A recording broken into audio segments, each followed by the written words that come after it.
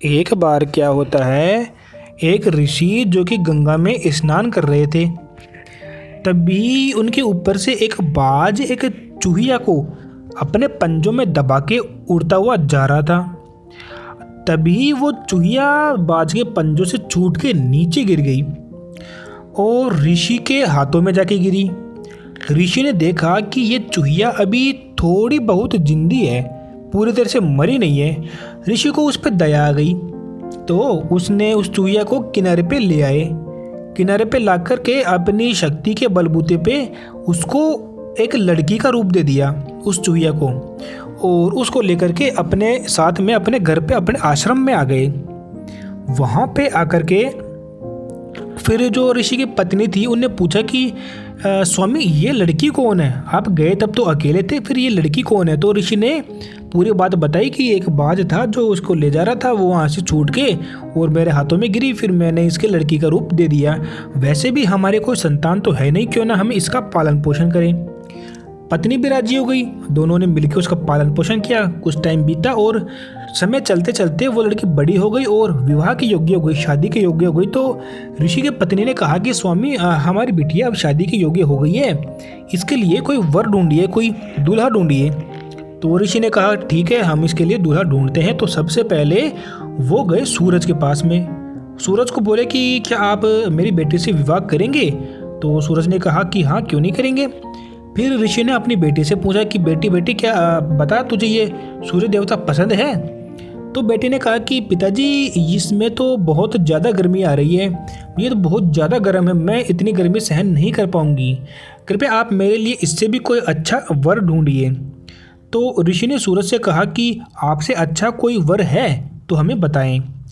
तो सूरज ने कहा कि मुझे से अच्छा बादल है, क्योंकि बादल में वो शक्ति है कि वो मुझे भी ढक लेता है। तो ऋषि गए बादल के पास, बादल को बोला कि आप मेरी बेटी से शादी करोगे? बादल ने कहा जी हाँ, हम कर लेंगे। फिर ऋषि ने अपनी बेटी से पूछा कि बेटी बेटी बता, अब बादल तुझे पसंद है? तो फिर बेटी ने कहा कि पिताजी पसंद तो, लेकिन ये तो बहुत काला है, इतने काले से तो मैं विवाह नहीं करूँगी, कृपया मेरे लिए इससे भी कोई अच्छा लाकर दीजिए। तो फिर ऋषि दोबारा गए कि बादल के पास, बादल बताओ आपसे भी अच्छा कोई है तो हमें बताओ। तो बादल ने कहा कि मुझसे अच्छा है वायु, यानी कि हवा, उसमें वो शक्ति है कि वो मुझे इधर से उधर भगा सकती है। तो फिर ऋषि गए हवा के पास में और बोले कि मेरी बेटी से शादी करोगे? तो हवा ने कहा कि हाँ, हम करेंगे। और फिर अपनी बेटी से ऋषि ने पूछा कि क्या तुझे ये हवा पसंद है, क्या तू इससे शादी करेगी? तो ऋषि की बेटी ने कहा कि पिताजी ये तो बहुत चंचल है, एक जगह टिकती भी नहीं है, कभी इधर कभी उधर, फिर उधर फिर इधर, इसके साथ तो मैं पागल हो जाऊंगी, आप इससे भी अच्छा मेरे लिए कोई लेकर आइए। अब ऋषि परेशान हो गए। अब वो दोबारा बादल के उसे हवा के पास में गए और बोले कि हवा, मेरी बेटी ने तेरे लिए भी मना कर दिया है, अब मुझे कोई और बताओ जो तुमसे भी अच्छा हो। तो फिर हवा ने कहा कि मुझसे अच्छा पर्वत है, जो भले ही कितनी भी तेज आंधी आ जाए वो एक टस से मस ही नहीं होता, वहीं की वहीं खड़ा रहता है। तो फिर ऋषि थे वो पर्वत के पास में गए कि पर्वत पर्वत मेरी बेटी से शादी करोगे? पर्वत में कहा जी हाँ, हम करेंगे। फिर अपनी बेटी से पूछा ऋषि ने कि बेटी अब तो पर्वत से शादी कर लो। बेटी ने कहा कि ये तो बहुत कठोर है, बहुत दृढ़ है, इसके साथ तो मैं नहीं जी पाऊंगी, कृपया पिताजी मेरे लिए इससे भी अच्छा कोई लाइए।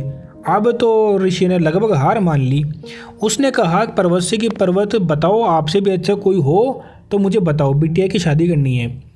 पर्वत ने कहा कि हाँ मुनिवर ऋषि जी, मेरे से भी अच्छा जो एक जानवर है वो है चूहा, वो मुझ में बिल कर सकता है, मुझे खोद सकता है, मैं इतना कठोर लेकिन वो मेरे में भी बिल कर देता है, वो मुझसे भी ज़्यादा ताकतवर है, मुझसे भी ज़्यादा अच्छा है।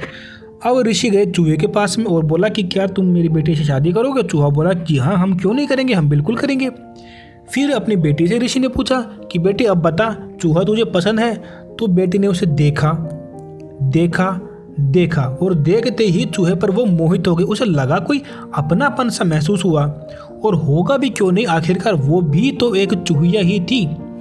तो फिर उस कन्या ने उस चूहे को पसंद कर लिया और अपने पिताजी से कहा कि पिताजी मुझे वापस चूहिया में ही बदल दीजिए, मैं इसके साथ सुख से रहूंगी। फिर ऋषि ने उस कन्या को दोबारा से चूहिया में बदल दिया और उन दोनों की शादी करवा दी।